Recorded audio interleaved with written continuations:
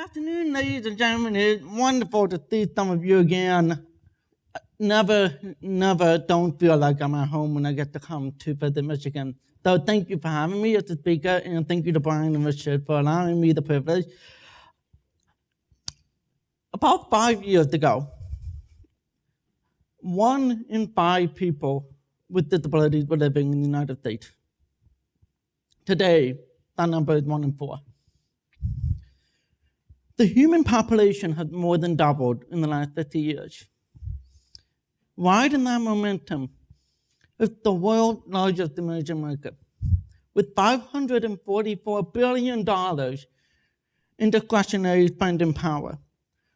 People with disabilities, their spending power is larger than that of the African American and Hispanic American market segment combined. For all of us in corporate America, the weight of those numbers is far too important to ignore. More and more Fortune 500 companies across the marketplace are declaring accessibility a business imperative. They are all doubling down on accessibility and disability inclusion. The race is on, and the most progressive movers have already emerged. And now is the time to get in on that action, and that's why I'm here today. My name is Greg Pollock. I'm the Accessibility Officer at PNC, and the majority of you might know of PNC as a retail bank because most of our branches are on every main street that you can find, usually around the Northeast and Midwest. But what most of you may not know about PNC is that we are the bank of choice for about 2/3 of the Fortune 500.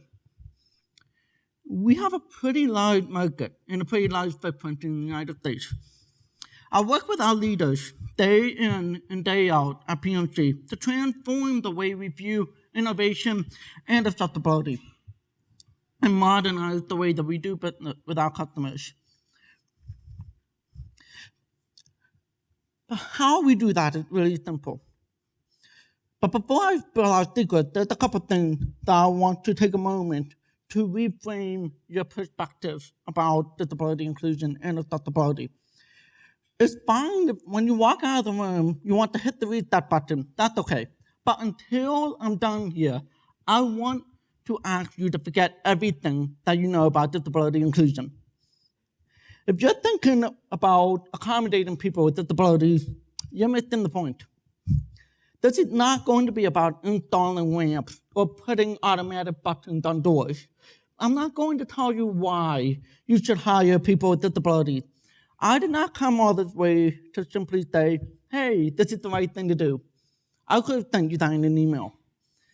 Although you probably would have deleted that email.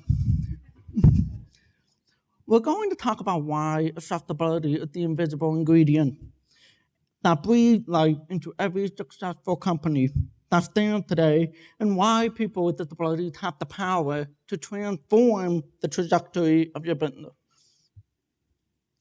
At PNC, we take innovation and turn it into an accessibility issue.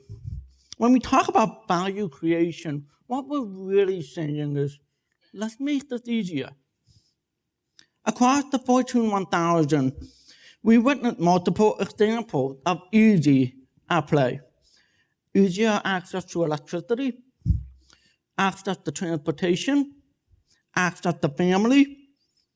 Speaking of access to family, it's much easier now to keep in touch with your family than it was 20 years ago. No more excuses, okay?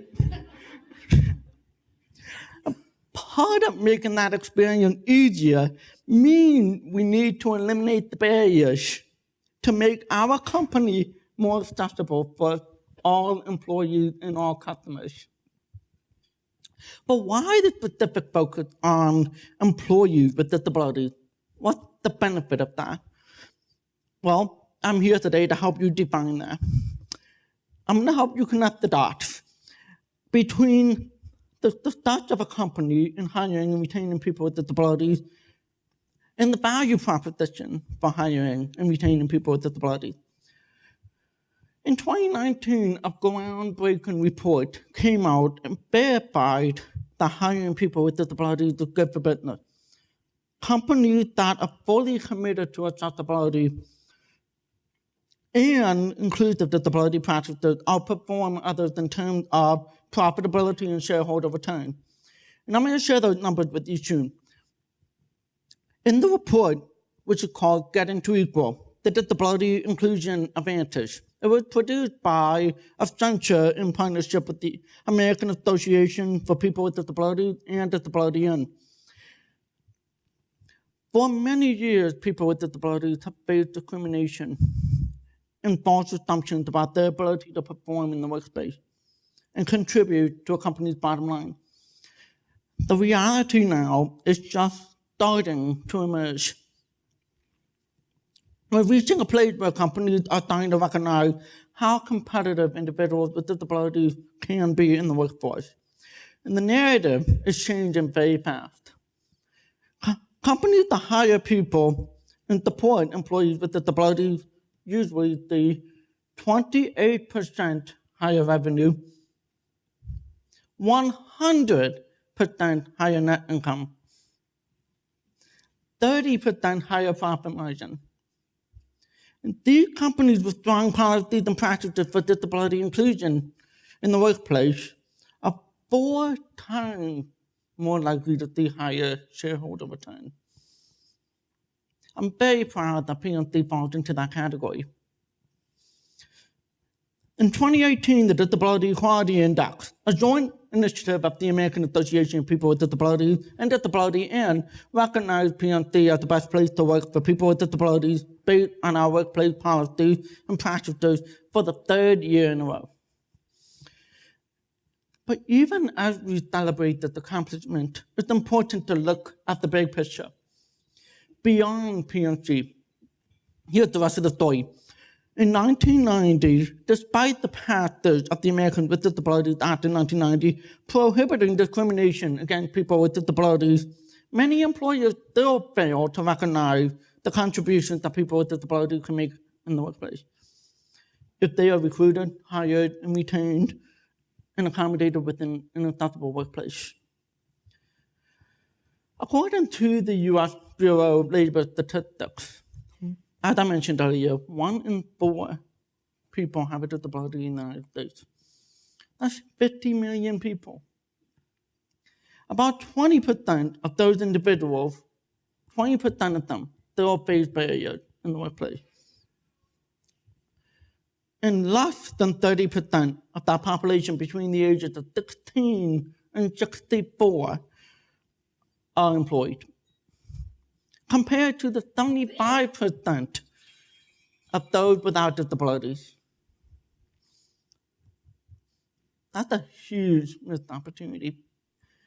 In fact, the same report that I was just talking about found that hiring just 1%, if we were just to hire 1% of the disability population in the United States, the U.S. gross domestic product, the value of our goods and services produced in a year would go up $25 billion. Let me say that again, $25 billion. That's just 1% if we were to hire people with disabilities. Also, by hiring people with disabilities, companies gain insights into the needs of consumers with disabilities, which is the 3rd largest market segment in the United States today. And finally, we also know that when companies commit to disability inclusion, they experience improved employee engagement and customer satisfaction. So now that we've talked about the data, in the many ways that hiring people with disabilities are beneficial to the workspace, I'm going to take it the next step and talk about what I said earlier about disability and innovation, and what it can mean to your employees, your customers, and your company. First and foremost, we have got to debunk the myth that accessibility is about accommodating people with disabilities. It is not. It's about enhancing the human experience.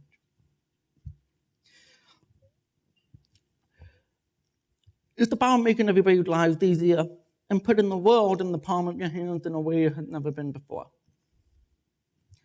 What's important to understand about innovation is that it's all about taking the things that we cannot do and made them possible. We've been doing it for so many years. Humanity has consistently discovered new ways to make the impossible a thing of the past. 30 years ago, who would have believed that we would be able to go and buy things without going into a store? Who would have believed that we would have a platform to manage our friendships? You're not my friend anymore. I'm deleting you from my Facebook page. Who would have believed that you might one day have a meaningful conversation with your refrigerator?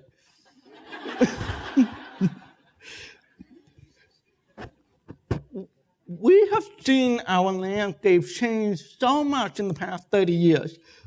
Innovation has transformed the way we do business. And at the heart of innovation is accessibility. We do not change things simply because we wanted to change them. We change things because somewhere along the way there was a need. There was a need for mobile banking. There was a need for ATM. There was a need for virtual cash. And the one thing that most of us do not do is stop and think about who truly needed these things. How many of you text messaged today? About 99% of you in the room. Okay. I need text messaging. 99% of you do not need text messaging.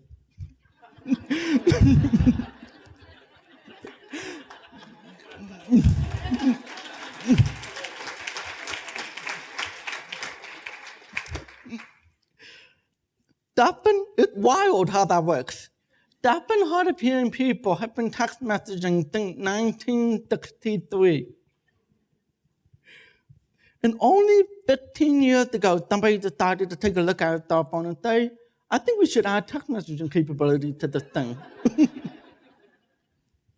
It's wild how that works. The world never lets the same again. And at the heart of innovation is adaptability. It's the one thing that consistently transforms and disrupts the marketplace. But the one thing that consistently challenges our progressive belief is our perception of each other, how we feel about those around us. One of my favorite quotes from Brian Kelly is that we often define people without disabilities by what they're good at, but we define those with disabilities by what they cannot do. We need to shift our mindset. We need to mitigate weaknesses and build on the strength of every single person. And we must do it not because it's the right thing to do, but because we don't have a choice anymore. Take a good hard look at what you do every day. The chances are you provide a product or a service that has been around for quite a while now. And I was challenging you to find the gaps and the opportunities, the pain point of the delivery of that product or service. And because that is where you grow. The company that solves for accessibility is the company that wins the market. Do not tell me that I don't think the target population can really benefit from my product or service. That's not true. This is where you lose. This is where some of the most valuable brands in the world were defeated. Photo companies, transportation companies, telephone companies, you name it, they were beaten out by competition that took away the complexity around the delivery of long-standing products and services. It's not a millennial problem. It's an accessibility problem. Okay, your stores are not accessible? That's fine. I'll order my toilet paper online. You won't give me an upfront quote for a cab ride? That's fine. I'll find a fair price on the app. You're not going to caption your advertisement? Obviously, you don't want me as the customer. Any company that does not look to make things easier for their customers may well have hired somebody to stand out in the front door and tell every fourth customer, we don't want your business. I assume that you're all here because you would never do that, right? You would never do that, right? Okay, good. You had me scared there for a minute. So there's a story that's very personal to me. And it was the day that I learned that I am not a doorman. And when I was a little boy, my father took me into a McDonald's to order a breakfast burrito. And breakfast burritos were my favorite meal in the morning at the time. And I walked up to the counter, and behind the counter was this old woman, had to be 75, 80 years old. And she looked at me and she asked, "What can I get you?" And I told her I wanted a breakfast burrito. And she didn't really understand me. So she leaned forward and she asked me to repeat myself. I said, "I want a breakfast burrito." She still didn't understand me. So I spoke up. "Breakfast burrito." And she still couldn't understand me. So I spoke loudly, breaking up the words. "Breakfast burrito." She looked at my father, hopelessly laughed. And my father just stood there. He didn't help. So she called the manager in, and the manager and this old lady are both trying to take my order. And I'm standing there pointing at the menu trying to scream, "Breakfast burrito. I want a breakfast burrito." And they're both looking at me completely aghast. And the manager looked at my father and said, "What does your son want?" And my father said, "Ask the kid." I was so angry, so embarrassed.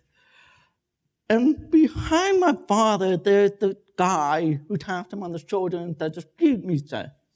Just don't speak in French."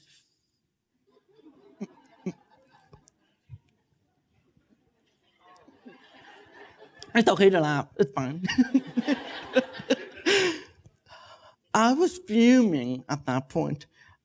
When I finally got my meal and I got into the car, I looked up at my dad and I said, "Why did you do that to me?" And my father looked at me and he said, "Greg, you weren't doing anything wrong. I understood you perfectly. But you have to remember, I'm not always going to be around to help you when you need it. It's going to be up to you to break those barriers on your own." And that's when it hit me. My father was right. It was up to me to grab a pen and paper at that point and let the woman read exactly what I wanted. And now, more than 20 years later, that boy can simply tap on pictures on a touchscreen panel and order 10 breakfast burritos before his father wants a credit card.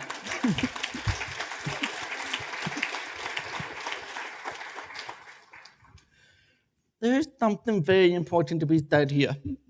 Accessibility is not a charity. It is not a nice thing to do. Accessibility impacts the bottom line. It has the potential to define the Fortune 500 landscape over the next 20 years. And it is because accessibility and innovation go hand in hand that people with disabilities are a natural source of feedback. They are a natural source of talent to turn to in growing your business. Because it's their pain points that we're solving for every single day when we innovate. At PNC, all of our people recognize that they have a role to play in that broader experience. And it makes my job that much easier to do. Just a few months ago, our chief executive officer, his name is Bill Demchuk, he was sharing a story about a town hall session that he was hosting with all of these interns. And it was just this past summer. He had the town hall, and this one deaf intern stands up, and there were probably 600, 700 interns in the room with him. And one of our deaf interns raises his hand, and he points out how difficult it is to use the elevators in one of PNC's towers in Pittsburgh. And he is just giving him the laundry list of all the things that are wrong. And I'm not in the room at that time, okay? But there are HR managers in the back of the room. And when the intern's speaking up, they are text messaging me, Greg, this intern just told Bill about these issues that they're having. How about? And I'm reading these text messages, and you can feel the air leaving the room. Because, interns do not trash talk to the CEO.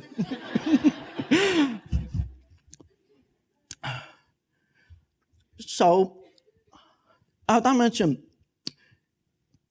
Bill is taking this feedback in, and he's sharing the story after the fact. He wrote in his blog about the intern telling him the story. And he says in the blog, this is the kind of feedback we need in order to become a better company for our employees and our customers. But following the town hall, and what I didn't mention yet, is he also included in his blog that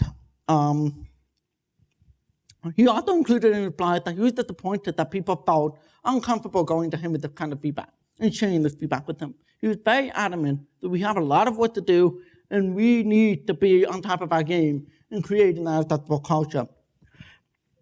Now, after he posted that blog telling that story about the intern, 5,600 hits in 4 months later, he emailed me a quick email.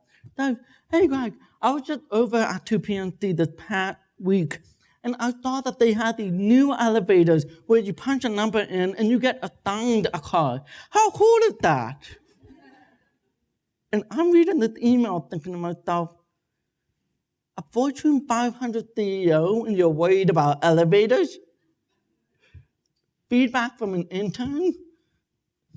That is leadership. That really is the epitome of the type of leadership we need and the philosophy that we need to have, creating that culture for our employees and our customers with disabilities. Bill, by the way, is a very avid blogger. If you take your phone now and you Google Bill Demchuk and you type in disability, you're going to find one of his recent blogs on the topic. He is not shy about speaking out on the topic of disability or any topic for that matter. Thanks to his leadership team, people with disabilities have a very powerful role to play in our organization. Whether you're an intern, a customer, or an employee, we're consistently reminded that our experience matters. He was extremely proud of all of us when we were named Employer of the Year in 2019, this past July, because it meant that we were doing something right. But that didn't stop him from sharing a very direct reminder. This is great and all, but there are still barriers that need removing. There are still people in the company that are having a negative experience, and we need to address those challenges. When you look him up, you may notice that his eyes are still on the future. No one more than Bill recognizes the work that we have left to do to make our community a more welcoming place to be. At PNC, we don't just hire people because we want them to fit in. We hire them because we want them to change us in ways that benefit our customers, our communities, and our organization as a whole. We tell every employee, whether they have a customer-facing role or an employee-facing role, that they need to be thinking about what they can do to make their work more accessible to everyone. If you work in the customer care center and you discover a barrier, we want to know. You work in retail, in the teller, and you find a barrier, we want to know. And one of my favorite things about Bill is every time he writes a blog, employees are allowed to provide feedback and input, and they're usually very honest when they do. And he expects that his leadership team is personally going to follow up on the employees that provide feedback relevant to their area. It's a pretty cool way to stay in touch with his workforce and to keep his workforce feeling like they are an important part of PNC's operating work.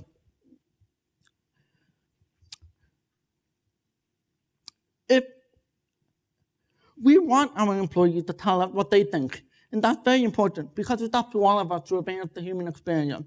There is no delegating this. Our customers are counting on us to be a part of the difference, and the potential for impact is enormous. People with disabilities account for $175 billion in discretionary spending power. As I said earlier, it's the world's largest emerging market. And these customers will not do business with us if they do not trust us. They have friends, they have families. The impact, the bottom line, is huge if we can build trust with the constituency. And I want to end this on a very realistic note. There are not very many leaders like Brian Kelly. There are not very many leaders like Richard Bernstein. There are not very many leaders or CEOs like Bill Demchak. And I know that for many of you, the question is, how do I convey the importance of accessibility to my team, my people, my organization? I'm not going to lie, that's the hard part. Convincing your leaders that this is the business imperative. But if you were listening to me the past 25 minutes, I just handed you PNC's entire playbook. Step 1, establish the economic and business case for accessibility. I just gave you all the numbers. Step 2, hire people with disabilities. Step 3, get their feedback. Your employees are the safe bet. You get them in a room, you walk them through everything you do, they will tell you exactly what they think of your processes. They will give you the feedback, they will tell you the pain points, they will tell you the gaps and opportunities that you have. And then step 4, follow up. Don't just collect the feedback. Put the money where your mouth is. Walk the talk. Because eventually that market is going to pay you back. Big, big time. Okay. Step 5. Repeat everything I just told you. With a playbook like that, not even the New England Patriot can outperform you. I hope that you enjoyed this presentation, and I hope that you find yourself as motivated as I am to be a part of something bigger. What you do after today makes a huge difference. I ask you to join PNC on that journey because we have such a long way to go. But the good news is that the next 20 years are going to decide so much for all of us. Our paths don't have to end here. If you have any questions, sorry about that. If you have any questions, feel free to reach out to me on LinkedIn. I write and post content all the time. All thoughts and opinions will always be my own, but I will always respond if you have any questions or concerns about the way you're navigating your own organization. And I hope that you find this helpful. Thank you.